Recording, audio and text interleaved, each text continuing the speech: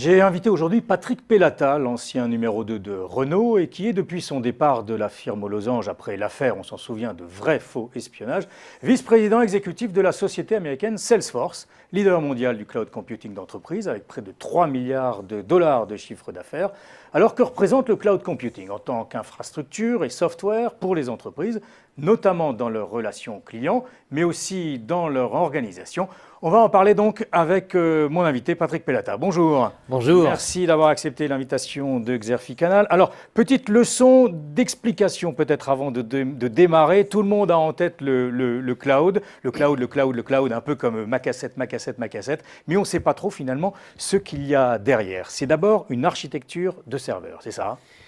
Tout à fait. Donc, il y a la partie infrastructure où on met les données. Oui. Le logiciel dans des fermes de serveurs qui sont toutes identiques, réparties dans le monde.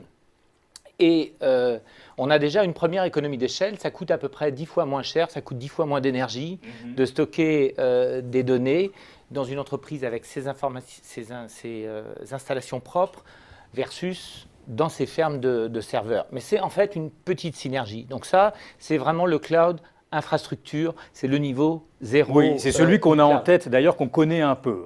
Tout à fait. La vraie synergie, la vraie révolution technologique du cloud, elle réside dans le fait que le logiciel est partagé. Et donc vous avez, dans le cas de Salesforce, 500 000 applications logicielles qui sont dans ces fermes de serveurs. Formellement, c'est comme si elles étaient dans un nuage, donc accessibles directement. Et elles sont utilisées par tout le monde. Elles ont été conçues avec ce qu'on appelle des API, donc des connecteurs. Si je prends l'image des pièces de Lego, c'est comme si vous aviez des pièces de Lego.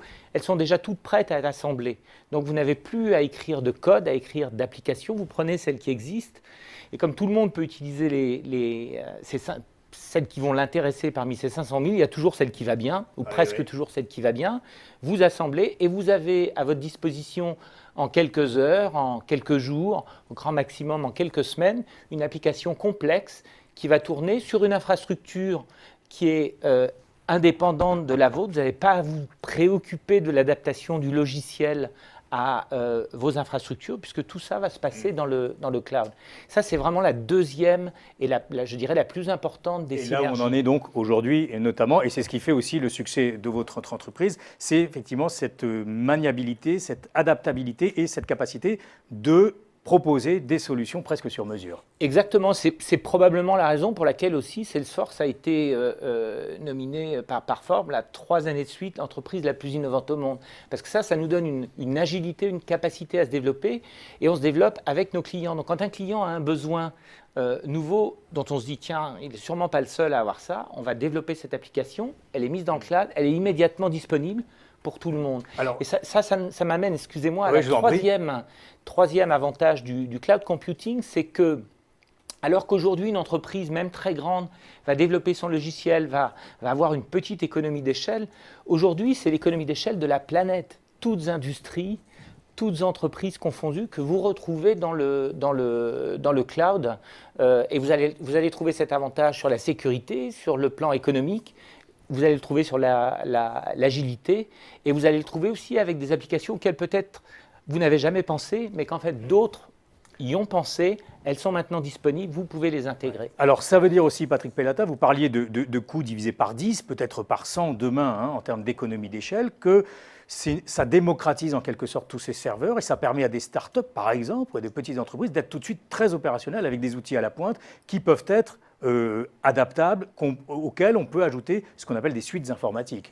Tout à fait. Donc, on se retrouve devant cette situation assez paradoxale que des startups vont avoir des outils logiciels à leur disposition sans investissement initial et d'un niveau supérieur à des très grandes entreprises, en fait, parce que c'est intégré, c'est modulable.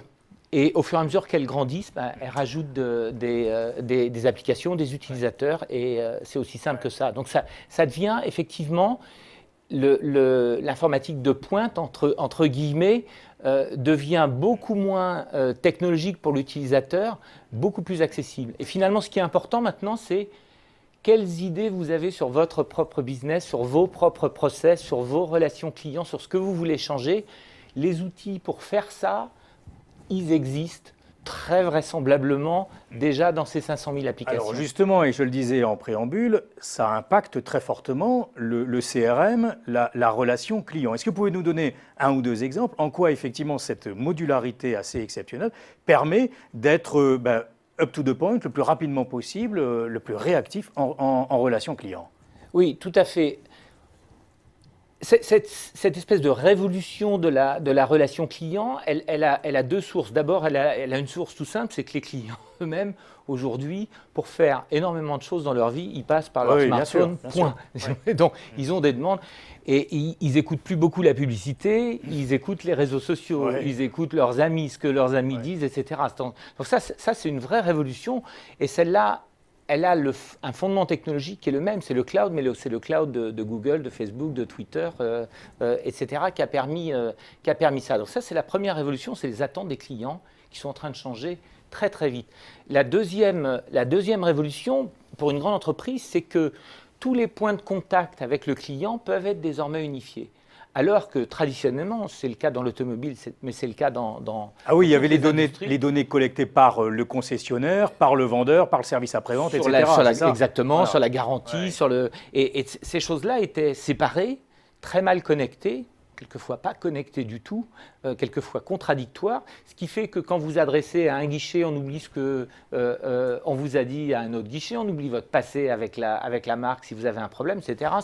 Ce que les clients tolérait parce qu'il n'y avait pas le choix et n'accepte plus aujourd'hui. Et donc, il faut transformer en profondeur cette relation au client. Les outils technologiques existent aujourd'hui. La plupart du temps, ce que je vois dans la pratique, c'est le blocage. Ce qui ralentit tout ça, c'est qu'il faut que les entreprises, en particulier les très grandes entreprises, transforment leur organisation pour prendre à bras-le-corps, d'une part, ces besoins nouveaux des consommateurs et d'autre part, cette technologie qu'il faut maintenant intégrer et auquel il faut adapter les organisations à l'intérieur de l'entreprise. Alors, tout ça passe par un contrôle, enfin, des capacités permises par des gestions de données multipliées par 10, 100, par 1000.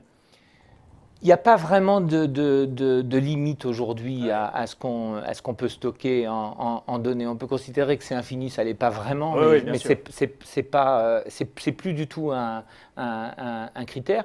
Non, le critère, ça va être l'agilité, la possibilité de les idées.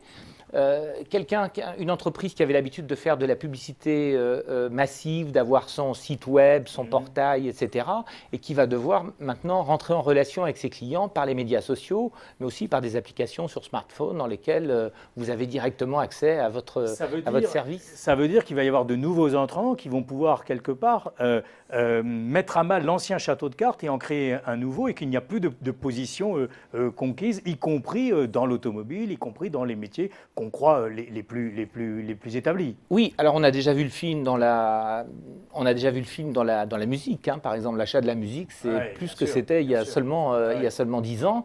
On le voit dans les médias en ce moment. Votre média fait partie des nouveaux joueurs et je pense que c'est stimulant pour tout le monde. Et vous avez des grands écosystèmes, des business models bien établis qui sont remis en cause aujourd'hui, avec très très souvent dans cette remise en cause des joueurs comme Google, comme Apple. Vous, chez Salesforce, vous travaillez sur quoi pour le cloud de nouvelle génération? Pour quel service aux entreprises? On travaille, nous, sur la transformation de l'expérience client, d'abord. C'est ça, je dirais, en ce moment, le point le plus important. Et ça touche à peu près tous les secteurs de l'entreprise qui sont en interface avec les clients, de la communication au marketing, le service, la gestion de la garantie, la gestion du réseau, l'interface avec les concessionnaires dans le cas de l'automobile. Et donc, ça pourrait promettre une efficacité encore jamais vue. Où serait le point faible? Qu'est-ce qui fait que le cloud ne pourra pas non plus… Je regardais les chiffres, on parle d'un business de plusieurs centaines de milliards de dollars d'ici quelques années. Où est-ce que le cloud ne pourra pas aller dans l'organisation de l'entreprise, dans sa relation client? Je pense qu'on ne voit pas encore les limites, on n'en est qu'au début. Et très franchement, il y a aujourd'hui énormément à faire. sur les applications, sur l'adaptation des services aux clients. Et on le voit, tenez un autre exemple, les taxis. Les flottes de taxis avec la radio versus Uber, qui est en train de se développer partout aux États-Unis, qui est arrivé à Paris aussi, où vous avez là une rupture complète de business model. Et pour le client, moi maintenant, je prends mon téléphone, j'appelle Uber, je vois la voiture arriver vers mon point, je n'ai pas à payer, je n'ai pas donné de pourboire, tout ça est débité directement sur ma carte. On n'en est pas encore là tout à fait à Paris avec notre bon vieux numerus clausus. On va conclure justement Paris, la France. Vous avez l'impression que sur le cloud, on a perçu les bons enjeux. On a souvent l'impression qu'on est sur des logiques encore d'architecture et peut-être pas suffisamment de software. Est-ce que je me trompe? Vous avez tout à fait raison. Le débat a été lancé sur est-ce que les bases de données doivent être en Europe plutôt que d'être ailleurs. Encore une fois, ce qui compte, ce n'est pas la base de données, c'est les couches logicielles qui sont à l'intérieur. En termes d'emploi, les fermes de serveurs, c'est très très peu d'emplois. Le gros paquet d'emplois, c'est des centaines de milliers d'emplois à créer dans les 3-4 prochaines années en Europe. C'est le développement des applications. Et c'est pas forcément des emplois de développeurs très techniques dans l'IT, c'est des gens qui vont inventer des applications nouvelles, une manière nouvelle de rendre un service déjà existant ou des services nouveaux. Ça, c'est des centaines de milliers d'emplois. Je pense qu'en plus, la France est bien placée là-dessus parce qu'on a très bonne formation de base en mathématiques, enfin, tout ce dont on a besoin pour faire ça. On a aussi beaucoup de gens qui sont des bons généralistes, des ingénieurs généralistes, des commerciaux généralistes. On a tout pour réussir dans ce domaine-là. On n'a peut-être pas la souplesse qui est absolument nécessaire parce que ça remet en cause des organisations, des modèles peut-être dépassés.